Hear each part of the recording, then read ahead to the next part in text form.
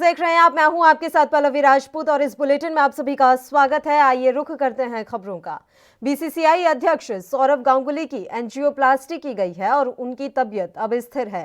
गांगुली को घर में जिम करते हुए चक्कर आया, जिसके बाद उन्हें ब्लैकआउट की शिकायत हुई।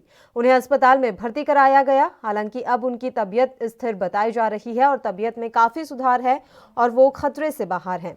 सौरव गांगुली का हालचाल जानने के लिए राजनेता भी अस्पताल पहुंचे।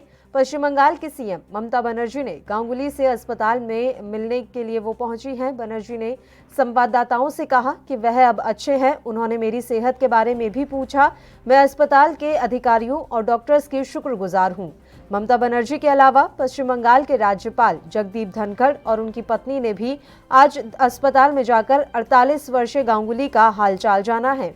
वहीं इस दौरान धनखड़ ने कहा, मैं दादा को हमेशा की तरह खुश मिजाज देखकर राहत महसूस कर रहा हूं। मैं उनके जल्द पूरी तरह स्वस्थ होने की कामना करता हूं।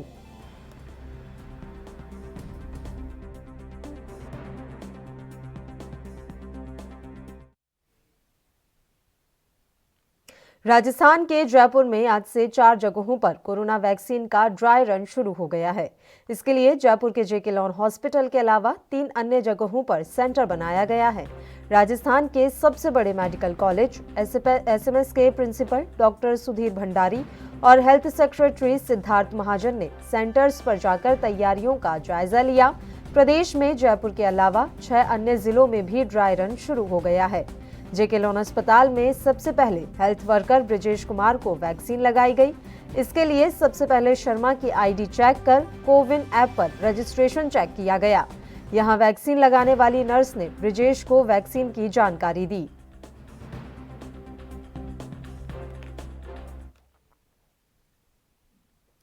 कांग्रेस सांसद रवनीत सिंह बिट्टू का लाशें बिछा देने वाला बयान लगातार सुर्खियों में है। इसको लेकर पंजाब के कैबिनेट मंत्री तृप्त राजिंदर सिंह बाजवा ने सरासर गलत बताया। मंत्री बाजवा ने किसानों के द्वारा बीजेपी के नेता के घर के अंदर गोबर फेंकने को भी गलत बताया है। कैबिनेट मंत्री तृप्त राजिंदर सिंह बाजवा बटाला में करवाए गए एक समारोह में पहुंचे थे। इस मौके पर पत्रकारों से बात करते हुए मंत्री बाजवा ने कहा कि किसानों का यह तरीका गलत है। प्रदर्शन करना वाजिब है, लेकिन किसी के घर के अंदर गोबर या गंदगी फेंकना गलत है। मैं इस बात को सही नहीं समझता। बिट्टू के बयान पर बाजवा ने कहा कि मुझे नहीं पता कि किस सोच से यह बयान बिट्टू ने दिया है, लेकिन उस बयान को भी मैं गलत ठहराता हूं।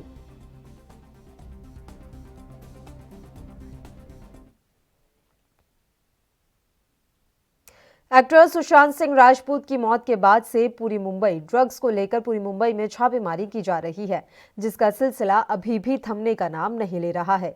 एनसीबी के शिकंजे में बड़े बड़े सेलिब्रिटी भी आए हैं। एनसीबी की मुंबई और गोवा शाखा के जोनल डायरेक्टर समीर वानखेड़े ने बताया कि पिछले 3 महीने में ड्रग्स के अभी तक 30 नए मामले दर्ज किए गए हैं, जिनमें 92 लोगों की गिरफ्तारी अभी तक मुंबई पुलिस ने की है। बता दें कि 14 जून 2020 के दिन बॉलीवुड अभिनेता सुशांत सिंह राजपूत ने अपने बांद्रा स्थित फ्लैट में पंखे से फांसी लगाकर आत्महत्या कर ली थी। लेकिन जैसे ही ये घटना घटी, उसके कुछ दिन बाद ही सुशांत के परिवार ने उनकी गर्लफ्रेंड रिया चक्रवर्ती पर पैसे ऐंठने, ड्रग्स देने और सुशांत को यूज करने जैसे आरोप लगाए। सुशांत सिंह राजपूत की आत्महत्या के मामले में ड्रग्स एंगल की एंट्री होने के बाद उनकी गर्लफ्रेंड रिया चक्रवर्ती को गिरफ्तार कर लिया गया था। कुछ समय बाद कोर्ट ने रिया चक्रवर्ती को जमानत पर छोड़ दिया था, लेकिन ड्रग कनेक्शन की जांच केवल रिया चक्रवर्ती पर ही नहीं रुकी। जैसे जैसे इस मामले में कड़ियां जुड़ती गईं, वैसे वैसे ही मुंबई में ड्रग माफियाओं के जाल की परतें खुलती गई। अभी तक सुशांत मामले के बाद एनसीबी में दर्ज हुए 30 मामलों में 92 लोगों की गिरफ्तारियां हो चुकी हैं। एनसीबी द्वारा न केवल रिया चक्रवर्ती से पूछताछ की गई, बल्कि अभिनेत्री दीपिका पादुकोण, कॉमेडियन भारती सिंह, अभिनेता अर्जुन रामपाल सरीखे बड़े बड़े सेलिब्रिटीज से भी पूछताछ की गई है।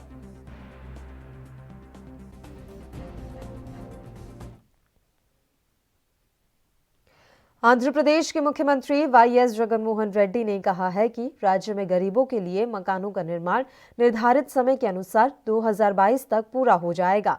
ग्लोबल हाउसिंग टेक्नोलॉजी चैलेंज के तहत प्रधानमंत्री नरेंद्र मोदी ने पीएमएवाई और आशा इंडिया अवार्ड्स का उद्घाटन किया और देश में 6 लाइट हाउसिंग प्रोजेक्ट्स की आधारशिला रखी।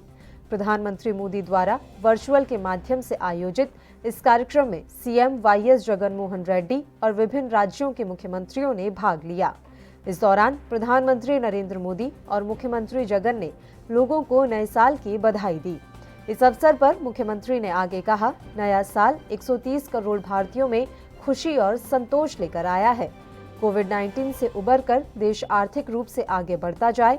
2022 तक सभी को मकान का लक्ष्य प्रधानमंत्री विजन ने रखा है।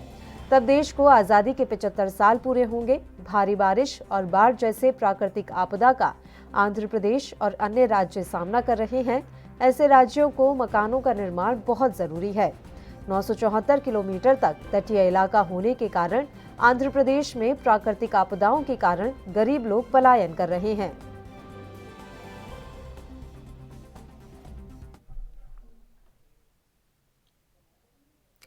तेलंगाना बीजेपी प्रदेश अध्यक्ष बंडी संजय ने केसीआर सरकार को तानाशाह बताते हुए पत्रकारों के साथ धोखा करने का आरोप लगाया है। बीजेपी प्रदेश प्रमुख का आरोप है कि सीएम के चंद्रशेखर राव ने आवाज देने के नाम पर पत्रकारों के साथ धोखाधड़ी की है। साथ ही उनका कहना है कि राज्य में पत्रकार ही नहीं, कर्मचारी, बेरोजगार, युवा या ऐसा शायद ही कोई वर्ग छूटा हो जिसे केसीआर ने धोखा नहीं दिया। BJP head office Shyama Prasad Mukherjee भवन में बंडी संजय के समक्ष वरिष्ठ पत्रकार संगप्पा ने पार्टी की सदस्यता ली। उनके साथ ही पूर्व सांसद जी विवेक वेंकटेश स्वामी की मौजूदगी में संगारेड्डी जिला नारायणखेड़ निर्वाचन क्षेत्र से कई लोग बीजेपी में शामिल हुए।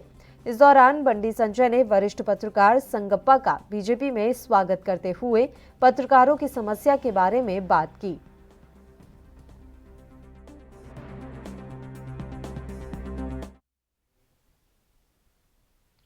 राजस्थान के कोटा में लोकसभा अध्यक्ष ओम बिरला ने प्रेस कॉन्फ्रेंस करते हुए कहा कि कोटा में विकास की प्रबल संभावना है, उसके लिए प्रयास जारी हैं। नववर्ष पर कोटा में लोकसभा अध्यक्ष ओम बिरला ने पत्रकारों से वार्ता करते हुए कहा कि जिले में उद्योग स्थापित करने के लिए उद्योग मंत्रालय चर्चा कर रहा है।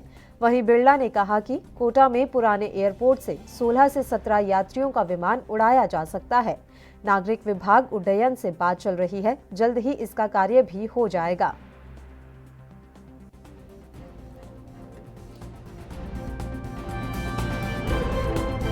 मैंने इस संबंध में होम मंत्रालय से चर्चा की थी।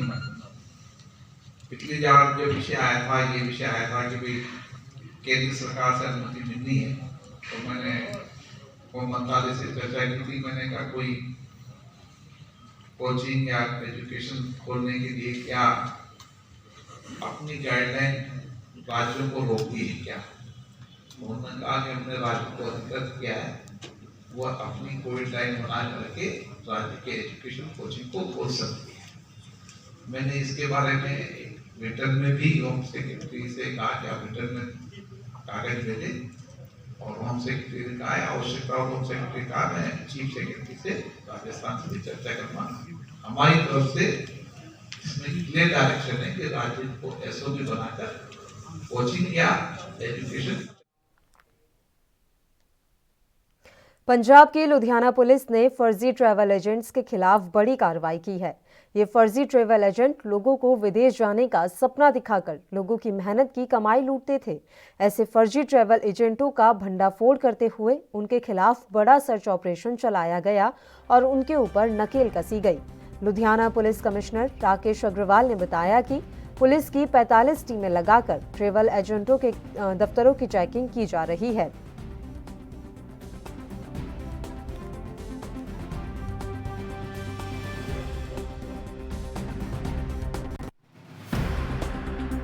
नਵੇਂ ਸਾਲ ਦੇ ਵਿੱਚ 1 ਤਾਰੀਖ ਨੂੰ ਲੁਧਿਆਣਾ ਪੁਲਿਸ ਨੇ ਇੱਕ ਬਹੁਤ ਵੱਡਾ ਅਭਿਆਨ ਸ਼ੁਰੂ ਕੀਤਾ ਹੈ ਟਰੈਵਲ ਏਜੰਟਾਂ ਦੇ ਖਿਲਾਫ। ਅੱਜ ਅਸੀਂ ਹੁਣ ਤੱਕ 83 ਐਫਆਈਆਰਾਂ ਇਹਨਾਂ ਦੇ ਖਿਲਾਫ ਦਰਜ ਕਰ ਚੁੱਕੇ ਹਨ। ਟਰੈਵਲ ਏਜੰਟਾਂ ਦੇ ਖਿਲਾਫ 180 ਜਿਹੜੇ ਮੁਲਜ਼ਮ ਨਾਮਜ਼ਦ ਕੀਤੇ ਗਏ ਹਨ।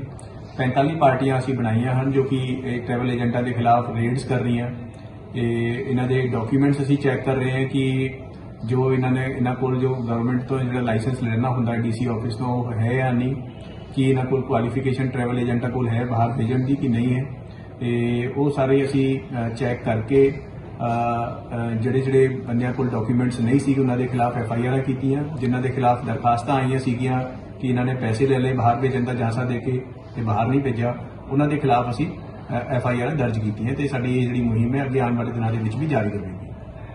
ਇਹ ਇਸ ਕਰਕੇ ਕਰਨਾ ਪਿਆ क्योंकि काफी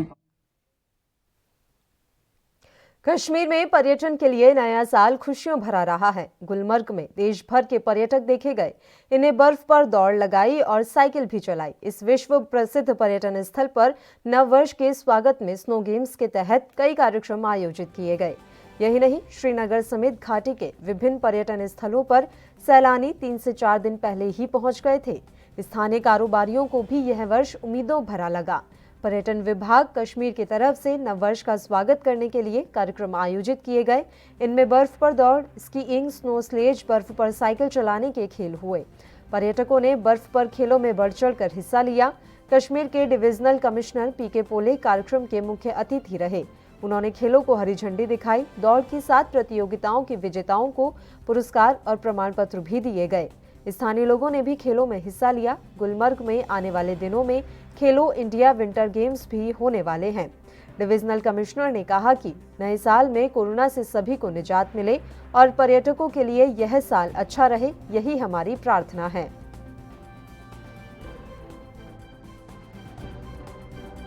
सबसे अच्छी बात यह है कि हम कई दिनों से ये इंतज़ार कर रहे थे कि इस तरह एक साथ में इतनी तमाम गेम्स का इनाग्रेशन कब होगा।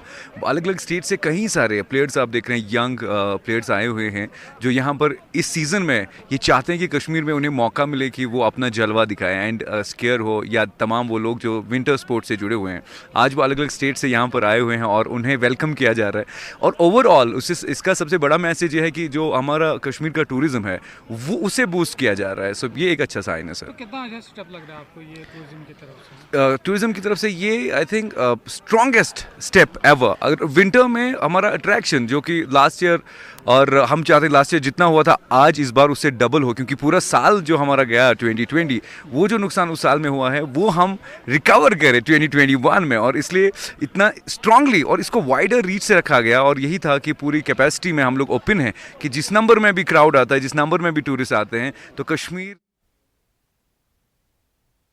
जम्मू कश्मीर से धारा 370 हटने के बाद केंद्र सरकार की तरफ से जम्मू कश्मीर में 4G सेवा को भी बंद कर दिया गया था। इसका कारण बताया गया था कि जम्मू कश्मीर में 4G के चलते आतंकी अपनी गतिविधियों को बढ़ावा दे रहे हैं।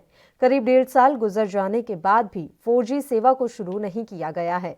हालांकि समय समय पर 4G की बहाली को लेकर राजनीतिक पार्टियों, छात्रों और स्थानीय लोगों द्वारा प्रदर्शन भी किए गए, लेकिन सरकार ने अभी तक जम्मू कश्मीर में सिर्फ 2 ही जिलों में 4G सेवा को बहाल किया है। यह मामला सुप्रीम कोर्ट में भी चल रहा है। हालांकि जम्मू कश्मीर के गवर्नर 4G बहाली पर बयानबाजी करते रहते हैं। इसको जल्द शुरू किया जाएगा।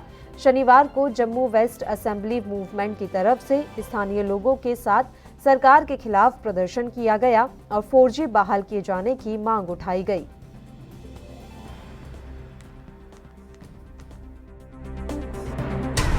भारी संख्या में सारे जम्मू कश्मीर के लोग आप देख रहे हैं कि 4G इंटरनेट सेवा की बहाली के लिए विरोध प्रदर्शन कर रहे हैं।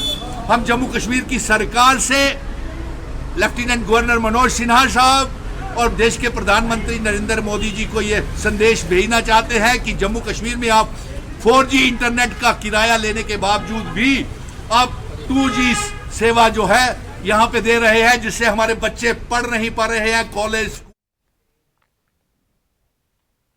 पूर्व केंद्रीय मंत्री और हरियाणा जन चेतना पार्टी के अध्यक्ष विनोद शर्मा ने पत्रकार वार्ता कर अंबाला वासियों को नए साल की बधाई दी और हरियाणा जन चेतना पार्टी को चुनने के लिए धन्यवाद किया। पूर्व केंद्रीय मंत्री विनोद शर्मा ने नगर निगम चुनाव में जीत हासिल करने वाले पार्षदों को भी नववर्ष की शुभकामनाएं दी। हरियाणा जन चेतना पार्टी का मेयर और 7 पार्षद चुनने के लिए विनोद शर्मा ने अंबाला वासियों का धन्यवाद किया। विनोद शर्मा ने पत्रकारों से बात करते हुए उन नेताओं को भी निशाने पर लिया जिन्होंने हार की बौखलाहट विनोद शर्मा पर दिखाई।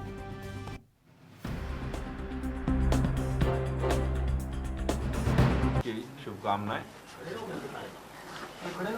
नया वर्ष आपके लिए मंगलमय हो। आपको और आपके परिवार को सबको बहुत बहुत शुभकामनाएं। सबसे पहले तो मैं अम्बाला के नागरिकों का बहुत बहुत धन्यवाद करना चाहता हूँ कि कॉरपोरेशन में उन्होंने जितने भी पार्षद जीते हैं तो किसी भी पार्टी से हूँ, मैं सबको बधाई देता हूँ। और एक अच्छे ढंग से जो चुनाव लड़ा गया है, प्रशासन ने जिस तरह से शांति को बनाए रखा और चुनाव अधिकारियों ने जैसे चुनाव का संचालन किया, ये सराहनीय है। उन सबको भी बधाई देना चाहूँगा जो चुनाव संचालन में संलग्न थे, जिन्होंने चुनाव संचालन किया, और ख़ास तौर पे अम्बाला के निवासियों को जिन्होंने बहुत संयम दिखाकर अच्छे ढंग से चुनाव लड़ा। भले ही बहुत किस्म की प्रोवोकेशंस आई, कई लोगों को थ्रेट किया गया, धमकाया गया, लेकिन उन्होंने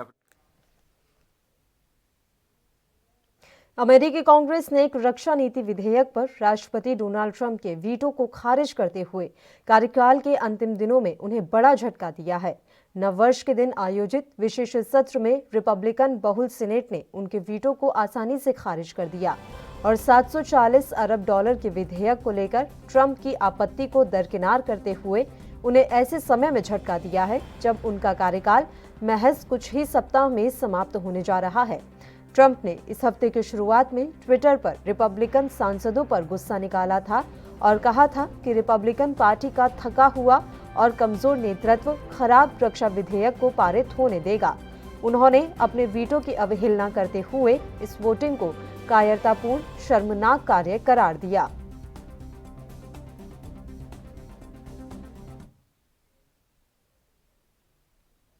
दिल्ली समेत उत्तर भारत में ठंड का सितम लगातार जारी है। इस बीच दिल्ली के कुछ इलाकों में आज सुबह सुबह हल्की सी बारिश हुई। मौसम विभाग ने दिल्ली, यूपी, हरियाणा समेत कई राज्यों के अधिकतर इलाकों में बारिश की संभावना जताई है। आईएमडी के मुताबिक रेवाड़ी, गुरुग्राम, सोनीपत, मथुरा, हाथरस, जींद, पानीपत, करनाल, शामली, सहारनपुर, बागपत में बारिश हो सकती है। मौसम विभाग के पूर्वानुमान के अनुसार दिल्ली में 2 से 5 जनवरी तक हल्की से मध्यम बारिश की संभावना है, जिससे ठंड का प्रकोप और ज्यादा बढ़ सकता है। मौसम विभाग के मुताबिक ठंड का कहर फिलहाल थमता नहीं दिख रहा है। वेस्टर्न डिस्टर्बेंस की वजह से दिल्ली, यूपी, हरियाणा और आसपास के राज्यों में अगले 4 से 5 दिन रुक रुक कर बारिश होगी। वहीं 3 जनवरी से दिल्ली वालों को शीतलहर का सामना भी करना पड़ेगा।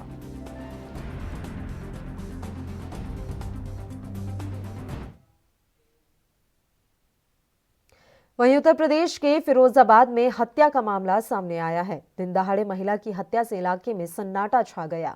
जिले के थाना शिकोहाबाद क्षेत्र में एक महिला अपने पति के साथ 3 साल से मायके में रहकर जीवन यापन कर रही थी।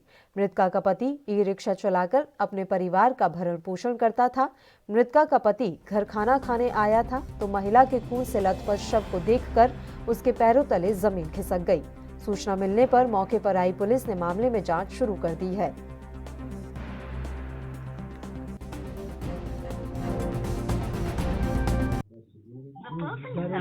ठेले चला के आए थे 12 टाइम को खाना खाने के लिए। बात तो कुंजी खोली थी हमने, तो जो हमें पड़ी मिली रस्सी पर। अच्छा, किसने मारा है, क्या उम्मीद है तुम्हें? हमारी किसी से रंजिश नहीं है। नहीं तो क्या कोई सामान तो तुम्हारा गया नहीं? ताले लगे हैं सभी, मोबाइल चला गया और पता नहीं और क्या चला। कोई सामान भी ले गए? सारा भी लटका है, उसमें मालूम नहीं पड़ा। अफसर कहाँ है? देखा तो होगा, खुला तो है नहीं ताला, तुम्हें जाने के बाद लटका है। इस सूचना पर तत्काल मौके पर पहुंची और देखा कि एक महिला है, मृत पड़ी है, उनके गले पर शार्प वेपन से इंजरी है। इस अवस्था में उनको पाया, तत्काल फील्ड यूनिट बुला करके मौका मुआयना किया गया। मृतक महिला के पति टिर्री चलाते हैं, ई रिक्शा चलाते हैं। वो आज सुबह 9 बजे जब अपने ई रिक्शा को लेके गए थे तब ये जीवित थी, लेकिन जब 12:30 बजे लंच के लिए लौट के आए हैं तो उन्होंने मृत अवस्था में पाया है। महिला की मृत शरीर को फील्ड यूनिट से मुआयना कराने के बाद उसको मोर्चरी पोस्टमार्टम के लिए भिजवाया जा रहा है। इसी बीच मृतका के पति के द्वारा हम लोगों को तहरीर मिली है जिसमें एक व्यक्ति को नामजद कराया गया है, इसी गांव का व्यक्ति है और उस महिला से जान पहचान भी थी, ये बात सामने आई है। उनको नामजद कराया गया है। अभी तत्काल मुकदमा दर्ज किया जा रहा है और आगे की कार्यवाही गिरफ्तारी के लिए टीमें प्रथम दृष्टया सर क्या निकल के आ रहा है और जल्दी ही गिरफ्तारी करके बाकी चीज़ों का भी खुलासा। मुंबई में नए साल की पूर्व संध्या पर पार्टी के दौरान एक लड़की को उसके 2 दोस्तों ने मिलकर मार डाला। पुलिस ने दोनों आरोपियों को गिरफ्तार कर लिया है। बताया जा रहा है कि दोनों ही आरोपी जो हैं आपत्तिजनक स्थिति में मिले हैं, जिसके बाद 19 वर्षीय जानवी कुकरेजा नाम की लड़की से उनकी बहस हो गई। ये बहस इतनी बढ़ गई कि हाथापाई शुरू हो गई और दोनों आरोपियों ने जानवी की हत्या कर दी। पार्टी में जो लोग मौजूद थे उनमें से ज्यादातर लोगों ने शराब पी रखी थी। यह घटना मुंबई के खार इलाके की बताई जा रही है। उधर पुलिस ने हत्या का मामला दर्ज किया है और जानवी के दोनों दोस्तों जोगंधकर और दिया पणकर को गिरफ्तार कर लिया है।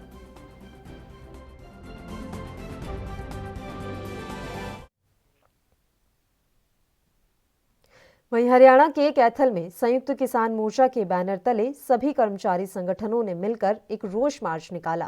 पहले इन लोगों ने कैथल के विधायक लीलाराम के घर के बाहर घेराव कर प्रदर्शन किया।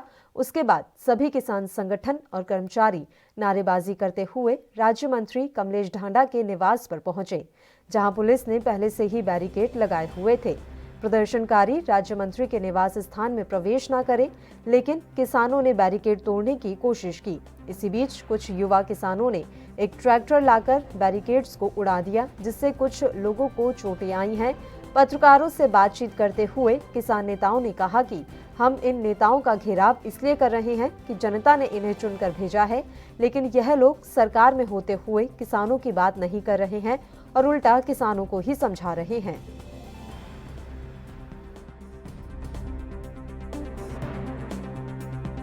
देखिए, कैथल की जनता ने लीलाराम को एमएलए बना करके भेजा था विधानसभा में कि हल्के की जिले की आवाज़ उठाएगा, लेकिन इस व्यक्ति ने कोई आवाज़ नहीं उठाई। जबकि एक किसान आंदोलन चला, एक जन जन का आंदोलन है, उसको उग्रवादी कह करके और निर्वो कह करके उनको गलत किया, जिसके विरोध में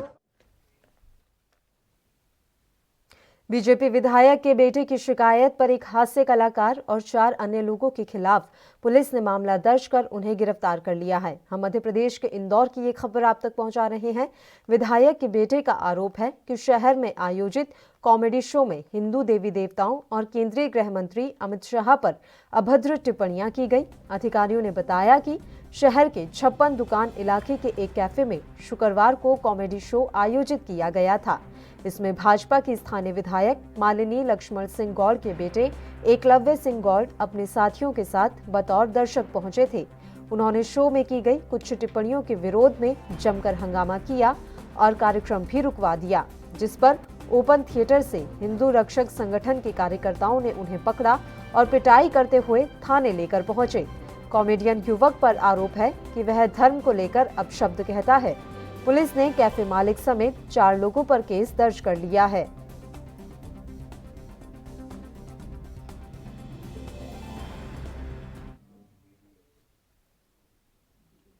यूपी की नोएडा पुलिस ने जबरन बाल भिक्षावृत्ति की जांच करने और इसे रोकने के लिए अभियान शुरू कर दिया है।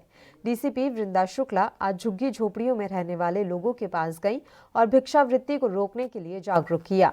साथ ही बच्चों को पढ़ाई के लिए भी प्रेरित वृंदा की तरफ से किया गया।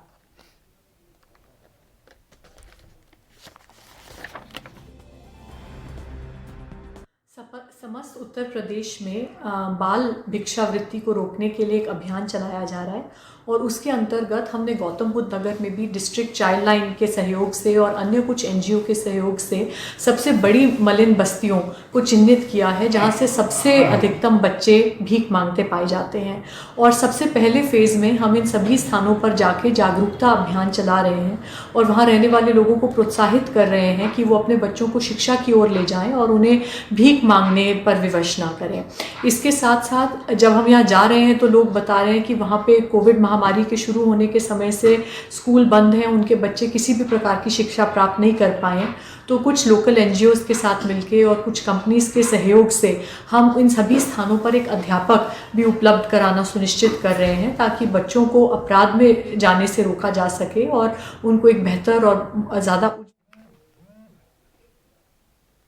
राजस्थान की प्रदेश सरकार कोरोना संक्रमण को लेकर लापरवाही बरतने वाले लोगों के खिलाफ सख्त रुख अपना रही है। पाली के मारवाड़ जंक्शन की स्थानीय पुलिस थाने के थानाधिकारी गिरधर सिंह के नेतृत्व में चेहरे पर मास्क नहीं लगाने और सोशल डिस्टेंसिंग नहीं रखने को लेकर कई चालानाच करती हुई नजर आई।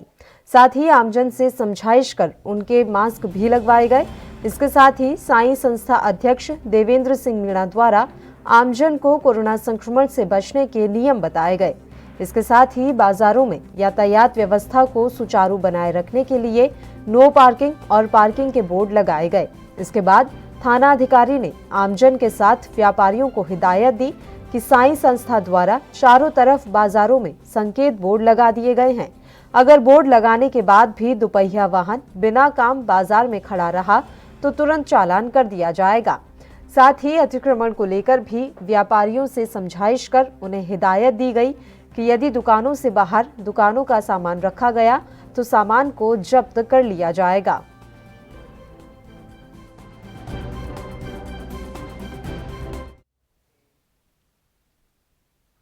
हिमाचल के कुल्लू में जिला पंचायत के चुनाव होने वाले हैं। चुनावी मैदान में उम्मीदवारों की संख्या ने जिले की आबोहवा को पलट कर रख दिया है। कुल्लू ब्लॉक के तहत 5 जिला परिषद वार्ड बने हुए हैं, जिनमें 15 उम्मीदवारों ने अपनी दावेदारी पेश की है।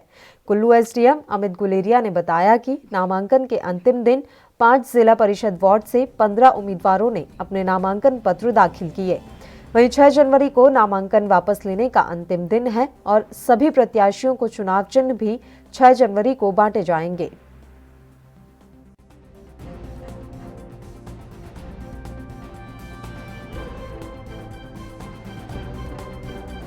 सारे नामांकन पत्रों की बात करें तो कुल जो 5 वार्ड इस कुल्लू ब्लॉक के अंतर्गत आते हैं, जिसके लिए SDM कुल्लू रिटर्निंग अफसर है, तो उसमें 15 नामांकन हमें प्राप्त हुए हैं, जिसमें सबसे अधिक नामांकन हमें ज्येष्ठा वार्ड के लिए 5, बरशैनी और डुगीलग वार्ड के लिए 3-3 नामांकन और मोहल और जड़ बूटी कॉलोनी के लिए हमें 2-2 नामांकन पत्र प्राप्त हुए हैं।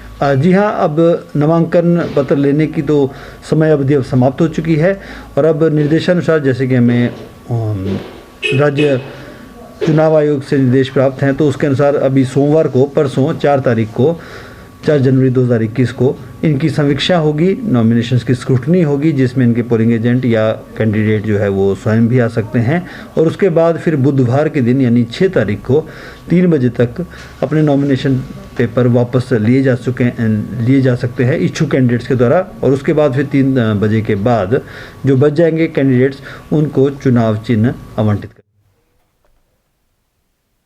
बुलेटिन में खबरों का सिलसिला लगातार यूं ही जारी रहेगा। फिलहाल एक छोटे से ब्रेक के लिए हम यहाँ रुक रहे हैं, फौरन हाजिर होंगे।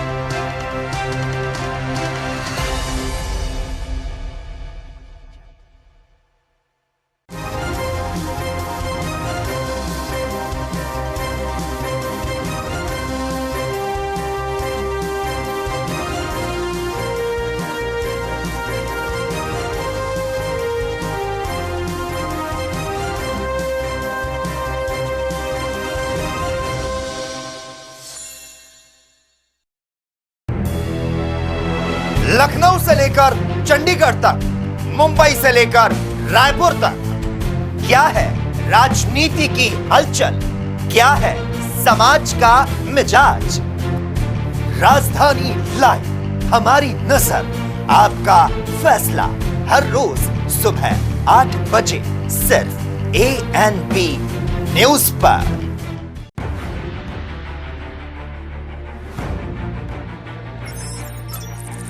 खबर चाहे सियासत की हो या सरकार।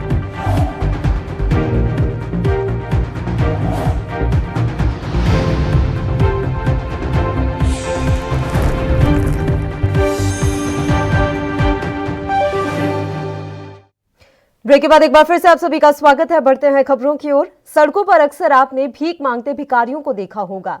इनमें कुछ इस तरह से दिव्यांग होते हैं जो अपने पैर पर खड़ा भी नहीं हो सकते।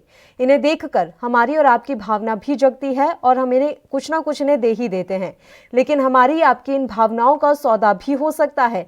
यह आपने नहीं देखा होगा। गोंडा में एक ऐसा ही अजब गजब वाकया सामने आया है जिसे देखकर आप चौंक जाएंगे, लेकिन यह खबर आपको चौंकाने के लिए नहीं बल्कि सजग करने के लिए भी है, ताकि आप भिखारियों को देखकर ठगी का शिकार ना हो जाएं। इस पर देखिए हमारी एक खास रिपोर्ट। सड़क पर घिसट घिसट कर भीख मांग रहा इस व्यक्ति को आप ध्यान से देखिए। देखने में ये पूरी तरह से तो विकलांग लग रहा है, लेकिन ये विकलांग नहीं बल्कि पूरी तरह से स्वस्थ है। सिर्फ भीख मांगने के लिए इस व्यक्ति ने विकलांग का रूप बना रखा है, लोगों की भावना का सौदा कर रहा है। विकलांग बने इस युवक को जब 10 रुपए देकर इसकी सच्चाई पूछी गई तो वह झट से खड़ा हो गया और कहा कि वह सिर्फ भीख मांगने के लिए इस तरह विकलांग बनकर घूमता है। रुको, नकड़ा काहे बनाओ तो? ये तमन्नी नहीं मिलेगा इसलिए। हाँ? ये तमन्नी ना मिले। पैसा नहीं मिलेगा इसलिए? मैं अपने मन से ठीक किया। कितना कमा लेते हो बेटा? कोई नहीं चलाता। अच्छा, कितना कमा लेते हो? कितना? हाँ, 300-400 कमा लेते हो? कहाँ रहा तू? नौदर। कहाँ रहा तो? नौगढ़ रहा तो? बाप का नाम है? कौन थाना लगा था? नौदल। तेतरी। कौन जिला है? जिला सिद्धार्थनगर। सिद्धार्थनगर के हो? अच्छा, कितने लोग हो यहाँ जो इस तरह भीख मांगते हो? मैं अकेला हूँ। नहीं, और तुम्हारे साथ और कितने लोग हैं जो इस तरह भीख मांगते हैं विकलांग बन के? विकलांग बनते नहीं मांगते, पार्टी सब खड़ा हो जाए। नहीं तो तुम विकलांग बन के भीख क्यों मांगते हो? मेरे को नहीं मिलता इसीलिए। अच्छा, खड़े होके कोई भीख नहीं देता इसलिए मांगते हो? हैं?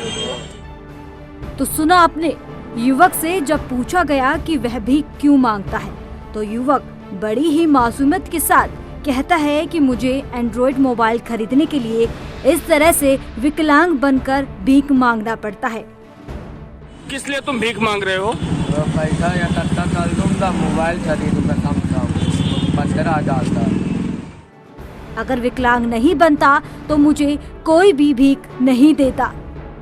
दरअसल इस युवक का नाम वैद प्रकाश है और सिद्धार्थनगर जिले के नौगढ़ थाना क्षेत्र का रहने वाला है। अब आप इस तरह के विकलांग को देखकर क्या कहेंगे?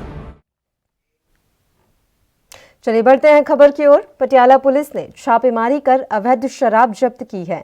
मामला भुनरहेड़ी गांव का है, जहां पुलिस ने छापेमारी कर 100 लीटर लाहन बरामद किया। छापेमारी की खबर सुन आरोपी मौके से फरार हो गया। आरोपी की तलाश जारी है। बता दें कि आरोपी पर पहले भी एक मुकदमा दर्ज है। पुलिस अधिकारी निशान सिंह ने बताया कि अवैध शराब बनाने की मिली सूचना के आधार पर हमने पुलिस टीम बनाकर उसके घर पर छापेमारी की। रेड करने के दौरान 100 लीटर लाहन और चलती हुई भट्टी बरामद की गई।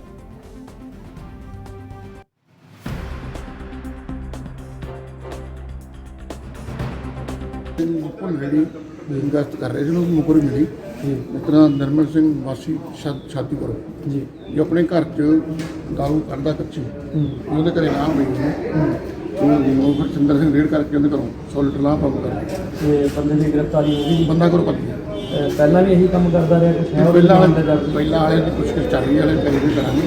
ਪਹਿਲਾਂ ਵੀ ਇਹ ਕੰਮ ਕਰਨਾ ਤੇ ਉਹਨੂੰ ਨਾਲ ਲਾਵਾਂਗੇ।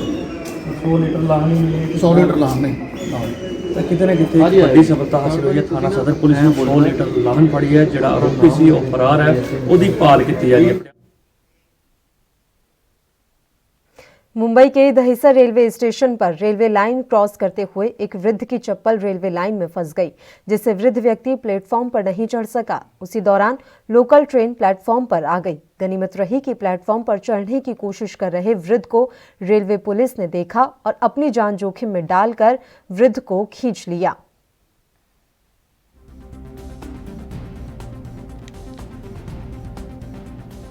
और जैसा कि आप तस्वीरों में भी देख पा रहे हैं कि किस तरह से एन मौके पर वृद्ध को बाल बाल बचाया गया है। ये रेलवे का एक कर्मचारी था, रेलवे पुलिस का ये कर्मचारी था जिसने एंड मौके पर इस वृद्ध को देख लिया और उसे खींचकर तुरंत ऊपर ले लिया प्लेटफॉर्म पर, जिससे उसकी जान बच गई।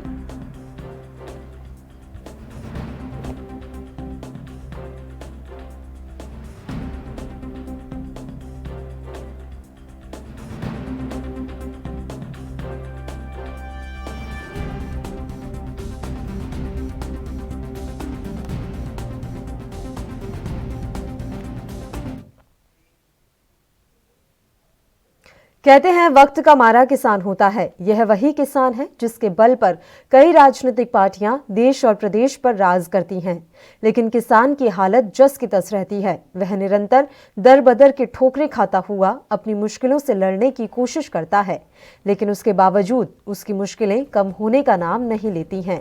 वहीं अगर बात करें अमेठी की, तो पिछले 3 सालों से किसान आवारा पशुओं से परेशान है।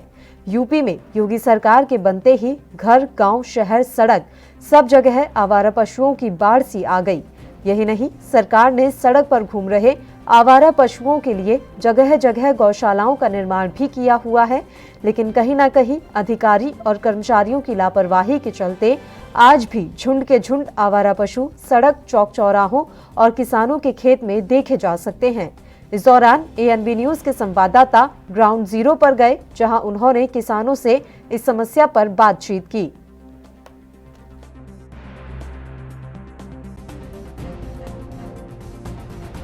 सूबे में जब से योगी सरकार आई है तब से वह लगातार किसानों के हित की बात कर रही है, लेकिन कहीं ना कहीं पशुओं के लिए वो एक तरह से पीछे हटती जा रही है। इस समय आवारा पशु किसानों की फसलों को लगातार नष्ट करते जा रहे हैं और वो किसानों के लिए एक बहुत बड़ी समस्या का रूप ले लिए हैं। इसमें आप देख सकते हैं यहाँ पे ये आवारा पशु खेतों में टहल रहे हैं और इस समय जिस हम ज़मीन पे खड़े हैं ये भी एक खेत ही है जो किसान पशुओं के कारण, छुट्टा पशुओं के कारण यहाँ पे बुआई नहीं हो पाई है और परती पड़ी हुई है। ऐसे में कि इस समय यहाँ पे हमारे साथ जो ये लैंडलॉर्ड है, मालिक हैं, इनके खेत के मालिक हैं, वो हमारे साथ हैं। इनकी क्या समस्या है, इनसे हम बात करते हैं। जी, क्या नाम है आपका सर? जितेंद्र कुमार श्रीवास्तव, बेनीपुर निवासी।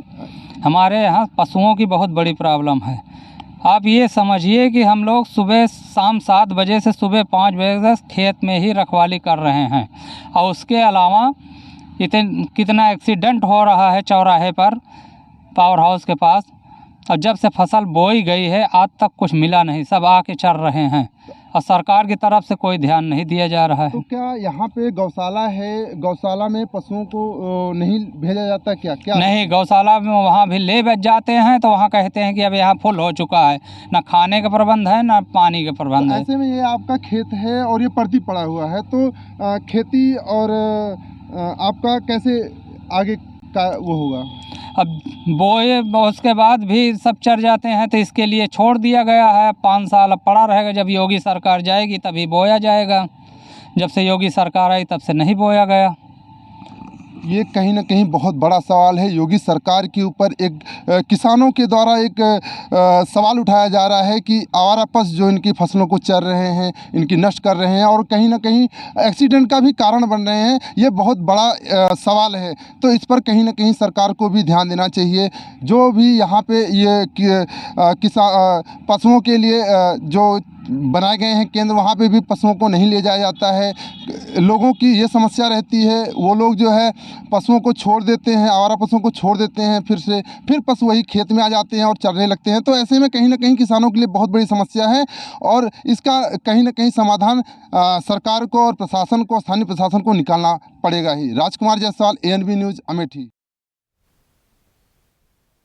वृंदावन में चोरी और लूट की घटनाएं थमने का नाम नहीं ले रही हैं। ऐसी ही एक घटना शनिवार को कोतवाली क्षेत्र अंतर्गत ओमिक्स इटर्निटी सिटी से सामने आई है, जहां 2 अज्ञात बदमाशों ने कॉलोनी के गोविंदा 2 ब्लॉक के फ्लैट में दिन दहाड़े धावा बोल दिया। कॉलोनी में सिक्योरिटी गार्डों की तैनाती के साथ ही सांसद हेमा मालिनी के निवास से करीब 50 मीटर की दूरी दिन दहाड़ी लूट की घटना ने यहां की सुरक्षा व्यवस्था पर भी प्रश्न चिन्ह लगा दिया है। वहीं घटना की सूचना मिलते ही SSP सहित अन्य अधिकारी और फॉरेंसिक टीम मौके पर पहुंच गई और जांच शुरू कर दी गई। फ्लैट के मालिक ने बताया कि करीब 1 से 2 बजे के बीच 2 युवक उनके घर पर आए और दरवाजा खुलवाकर अंदर घुस गए। इसके बाद बदमाश उनके घर की अलमारी में रखे सोने चांदी के जेवरात समेत 8 से 10 लाख रुपए का सामान लेकर फरार हो गए।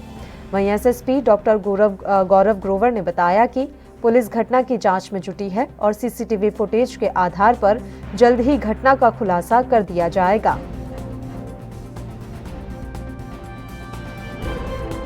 ये ओवरस के यहाँ पर एक फ्लैट है जो मिस्टर चावला यहाँ पे अपनी पत्नी के साथ रहते हैं। उनका कहना है कि 1 से 2 बजे के बीच में 2 लोग मोटरसाइकिल पर आए हैं और एक लड़का जो है वो ऊपर चला गया है।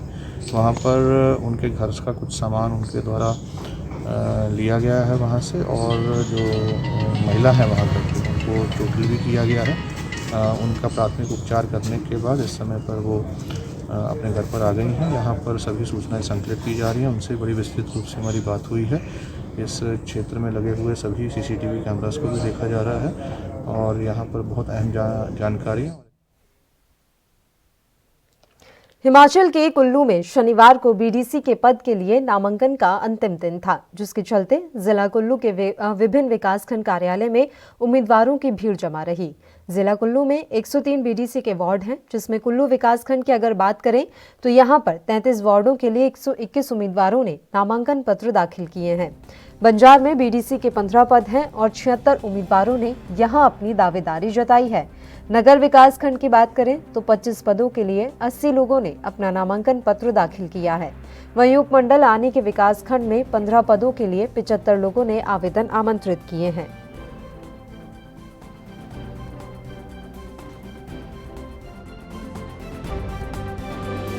बीडीसी कुल्लू में कुल 33 वार्ड हैं और आज लास्ट डेट थी हमारे पास नॉमिनेशन लेने की। आज हमारे पास टोटल 23 नॉमिनेशन पेपर प्राप्त हुए हैं और आज तक कुल 33 वार्ड्स के लिए 121 नॉमिनेशन पेपर प्राप्त हो चुके हैं, जिसमें से 62 पुरुष हैं और 59 महिलाएं हैं। अब इन नामांकन पत्रों की जांच 4 जनवरी को सुबह 10 बजे से शुरू होगी और इसको विड्रॉल की जो डेट है वो हमारी 6 जनवरी है। उसी दिन विड्रॉल फाइनल होने के बाद हम 6 तारीख को 3 बजे के बाद। राजस्थान के आहोर जिले में मेल नर्स के तबादले से नाराज ग्रामीणों ने अस्पताल के बाहर धरना प्रदर्शन किया। दरअसल जिले के सरकारी अस्पताल में कार्यरत मेल नर्स के तबादले को लेकर हरजी कस्बे के ग्रामीणों में काफी रोष नजर आया। सभी ग्रामीण और कस्बे वासियों ने अपने प्रतिष्ठान बंद कर सरकारी अस्पताल के बाहर धरना प्रदर्शन किया और नर्स के तबादले को निरस्त करवाने की मांग की। ग्रामीणों की मांग पर आहोर विधायक छगन सिंह राजपुरोहित मौके पर पहुंचे और तबादला निरस्त करवाने के लिए ग्रामीणों को आश्वस्त किया।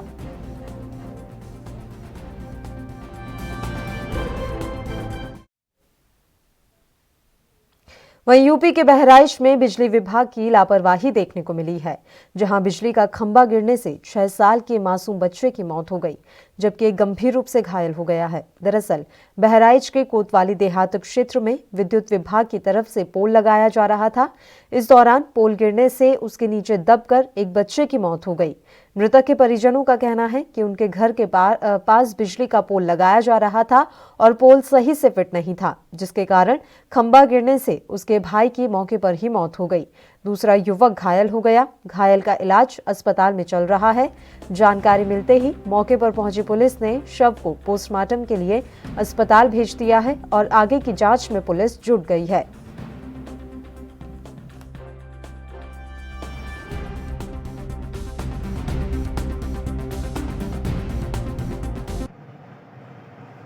आज दिनांक 1/1/2021 को थाना कोतवाली देहात क्षेत्र के अंतर्गत ग्राम मुकेरी चक में बिजली विभाग के कर्मचारियों द्वारा बिजली का खंभा लगाया जा रहा था। खंभा गाड़ते समय एक तरफ खंभा गिर गया, जिससे उत्कर्ष पांडे सना विनय पांडे उम्र 6 वर्ष व हरिराम सना विद्याराम उम्र 25 वर्ष निवासी मुकेरी चक को चोटें आईं। पुलिस को सूचना मिलने पर थाना कोतवाली देहात की पुलिस मौके पर पहुंचकर घायलों को तत्काल सदर हॉस्पिटल भिजवाया, जहां पर डॉक्टरों ने उत्कर्ष पांडे को मृत घोषित कर। खबर यूपी के बिजनौर से, जहां तांत्रिकों ने किसान को बेवकूफ बनाकर लाख रुपए की ठगी का मामला सामने आया है। दरअसल नांगल सोती इलाके में हिमेश नाम का किसान तंत्र मंत्र क्रिया के जाल में ऐसा फंसा कि फंसता ही चला गया। बताया जा रहा है कि किसान को खजाना ना मिलने की एवज में जब किसान ने अपने 21 लाख रुपए मांगे तो तांत्रिकों ने किसान के बेटे को जादू टोने के जरिए जान से मारने की धमकी दी, जिसके बाद किसान डर गया और पीड़ित किसान ने आरोपी तांत्रिकों के खिलाफ थाने में शिकायत दी। फिलहाल पुलिस ने आरोपियों के खिलाफ मामला दर्ज कर आगे की कार्रवाई को शुरू कर दिया है।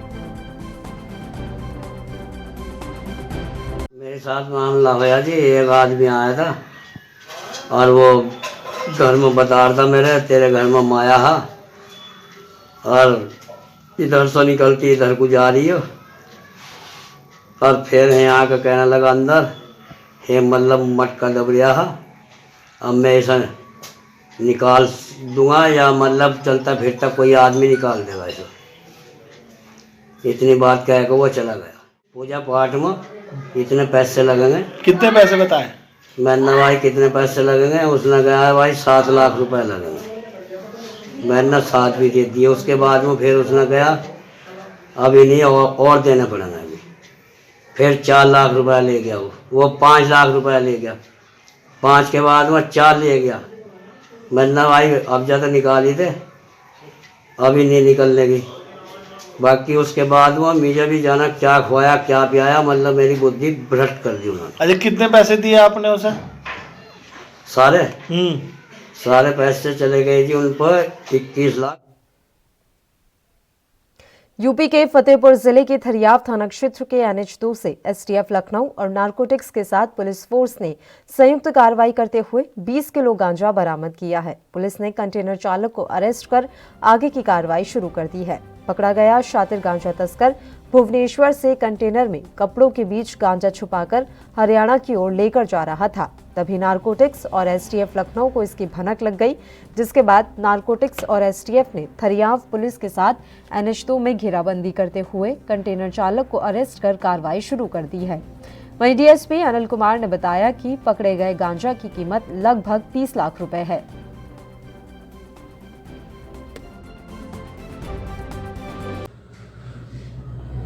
सूचना प्राप्त हुई थी कि एक ट्रक में गांजे की सप्लाई की जा रही है। इस संबंध में STF लखनऊ, नारकोटिक्स और थरियाव पुलिस द्वारा जो है हसवा चौकी के पास एक ट्रक को रोका गया। जब इसको चेक किया गया तो इसमें 3 कुंटल 20 किलो लगभग कीमत 21 लाख रुपए की बरामद किया गया। इस संबंध में थाना थरियाव में मुकदमा पंजीकृत किया गया है। इस संबंध में एक व्यक्ति गिरफ्तार है, जिसमें अग्रिम विधिक कार्रवाई की जा रही है। राजस्थान में बीती रात कई शहरों का तापमान बढ़ने के बावजूद नए साल के पहले दिन सर्दी का सितम जारी रहा। माउंट आबू में तापमान 4 दिन बाद माइनस से थोड़ा ऊपर उठा और बीती रात का पारा जमाव बिंदु पर आकर ठहर गया। वहीं दूसरी तरफ चूरू में अभी भी पारा माइनस में बना हुआ है। यहां पर पारा जो है -2 डिग्री दर्ज किया गया है। इसके अलावा कई जिलों में बारिश की दस्तक के बाद ठंड काफी ज्यादा बढ़ गई है।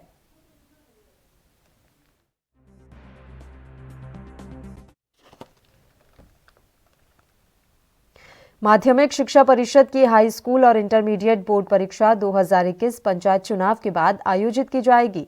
बोर्ड परीक्षा के लिए उप मुख्यमंत्री डॉक्टर दिनेश शर्मा की अध्यक्षता में 14 जनवरी को होने वाली बैठक में निर्णय लिया जाएगा। उप मुख्यमंत्री ने बताया कि बोर्ड परीक्षा के लिए पंचायत चुनाव के प्रस्तावित कार्यक्रम का इंतजार किया जा रहा है। प्रदेश के ग्रामीण क्षेत्रों में स्थित विद्यालय परीक्षा केंद्र भी हैं, उन्हें पंचायत चुनाव के लिए मतदान केंद्र भी बनाया जाएगा। उन्होंने कहा कि इसके अतिरिक्त शिक्षकों के चुनाव में भी ड्यूटी लगाई जाएगी और परीक्षा में भी। उन्होंने कहा कि परीक्षा पंचायत चुनाव के बाद कराने की योजना है। आपको बता दें कि यूपी में ग्राम प्रधान, ग्राम पंचायत सदस्य, क्षेत्र पंचायत सदस्य और जिला पंचायत सदस्य के चुनाव इस बार एक साथ होंगे। अभी तक की तैयारियां मार्च 2021 में चुनाव कराने की है।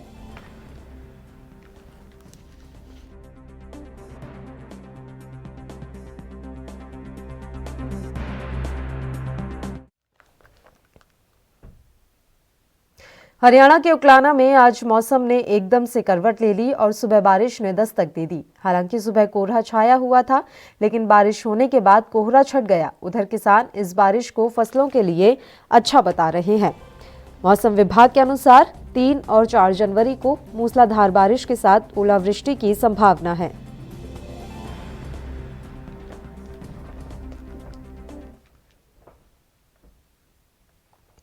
अंबाला में जहां नए साल की शुरुआत घने कोहरे के साथ हुई, तो वहीं नए साल के दूसरे दिन की शुरुआत बारिश से हुई। इस बारिश से जहां मौसम साफ हुआ, तो वहीं कोहरे से भी राहत मिली। इसके साथ ही इस बारिश को फसलों के लिए भी फायदेमंद बताया जा रहा है। इससे पहले शुक्रवार को कोहरे की वजह से आम जनजीवन अस्त व्यस्त हो गया था।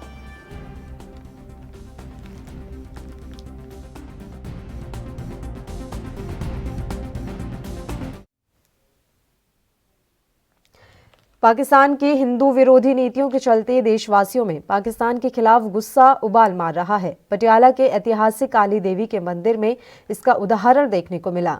यहां श्री राम हनुमान सेवा दल, शिवसेना हिंदुस्तान की धार्मिक शाखा ने पाकिस्तान का झंडा फूंका और पाकिस्तान मुर्दाबाद के नारे लगाए। साथ ही पंजाब सरकार और भारत सरकार से पाकिस्तान की गलत नीतियों का मुंहतोड़ जवाब देने की गुहार लगाई।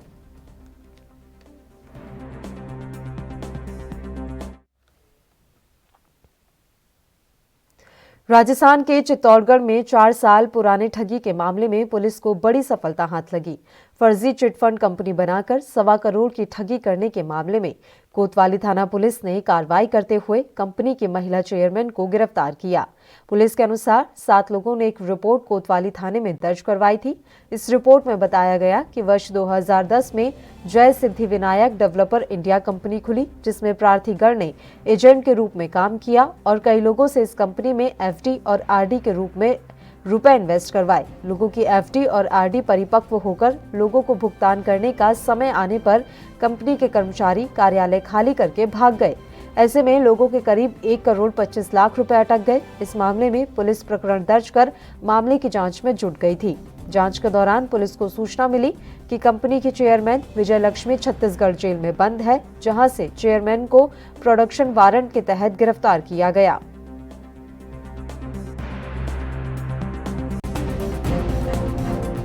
ने चित्तौड़गढ़ के मेरा मार्केट में जेएसयू डेवलपर इंडिया लिमिटेड नाम की ब्रांच की शाखा खोली, जिसका main office head office Bhopal में था, और उन्होंने हमारे साथ में ठगी की।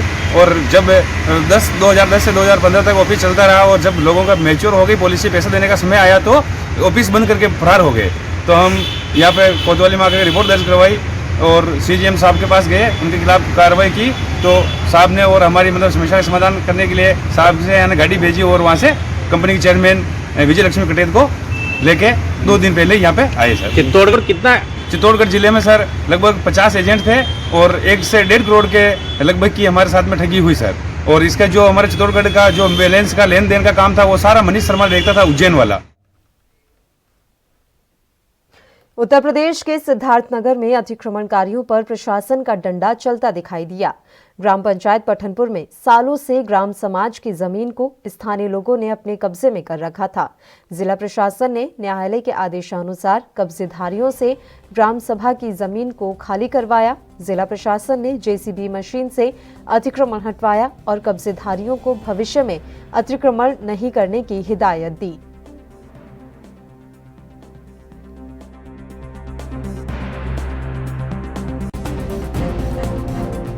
हटाने का उद्देश्य क्या है? ये गांव सभा की नवीन प्रति की ज़मीन थी, इस पे ये लोग कब्जा किए थे। कई बार इन लोगों को मना किया गया कि यहाँ से कब्जा हटा लें, ये लोग कब्जा नहीं हटाए। फिर उसके बाद आज बलपूर्वक ये कब्जा हटवाया गया है और इसी मामले में माननीय उच्च न्यायालय में PIL भी दाखिल हुआ है, जिसमें 4 तारीख लगा है, वहाँ भी जवाब लगाना है। कब्जा हटवा दिया गया है। इन लोगों को मना किया गया कि भविष्य में इस पर कब्जा नहीं करें। शनिवार को शिरोमणि अकाली दल यूथ की तरफ से गुरुद्वारा श्री दुख निवारण साहिब में शहीद हुए किसानों को श्रद्धांजलि देने के लिए मीटिंग की गई।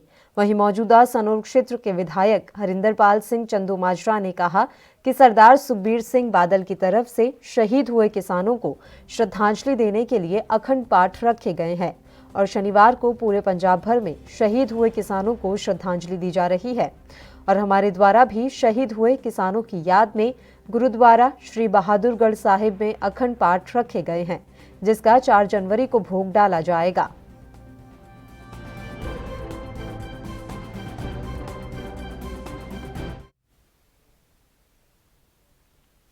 राजस्थान के कई जिलों से पाकिस्तान की सीमा सटी हुई है। यहां अक्सर अवैध कारोबारों का खुलासा होते हुए देखा जाता है।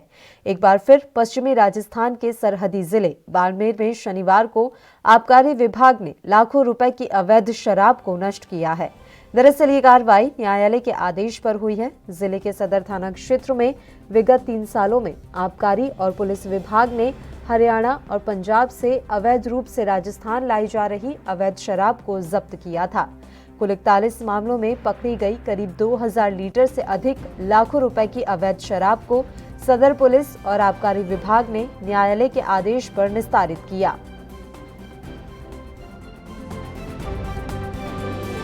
आबकारी एक्ट के जो प्रकरण दर्ज हुए थे पिछले 3-4 वर्षों में, उनको माननीय न्यायालय के आदेश पर मालखाना निस्तारण कराया गया है, जिसमें अन्य राज्यों की शराब चंडीगढ़, हरियाणा, पंजाब की है, बियर की बोतलें 1.5-2 साल पुरानी हैं, जिनको हमने जेसीबी की सहायता से खड्डे में डलवा करके, पॉकेट से तोड़वा करके और कुछ कांच की बोतलें हैं उनको फेंक करके नष्ट कर दिया। टोटल 41 प्रकरण हैं, जिनके अंदर 2600 बल्क लीटर। प्रदेश सरकार कानून व्यवस्था में सुधार के लिए अनेकों प्रयास कर रही है। अब नए साल की शुरुआत हो चुकी है। इस मौके पर चित्तौड़गढ़ जिला पुलिस के अधीक्षक ने जिला पुलिस की साल भर की उपलब्धियां बताई। एसपी ऑफिस में आयोजित पत्रकार वार्ता के दौरान पुलिस अधीक्षक दीपक भार्गव ने बताया कि 2020 सभी के लिए बुरा वक्त था। इस दौरान कोरोना काल में पुलिस ने आमजन से जुड़े कई कार्य किए। उन्होंने बताया कि कोरोना के समय में लॉकडाउन के दौरान पुलिस के लिए भी कठोर समय रहा। उस समय पुलिस ने साफ सफाई, नाकाबंदी समेत कई कार्यों में अपनी सहभागिता निभाई। इसके अलावा सदर चित्तौड़गढ़ चंदेरिया ने तो लंबे समय तक किचन चलाया।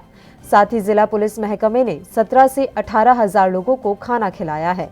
उन्होंने ये भी बताया कि कोरोना से अभी तक 96 पुलिसकर्मी पॉजिटिव हुए हैं, लेकिन 93 कोरोना मुक्त हो पाए हैं।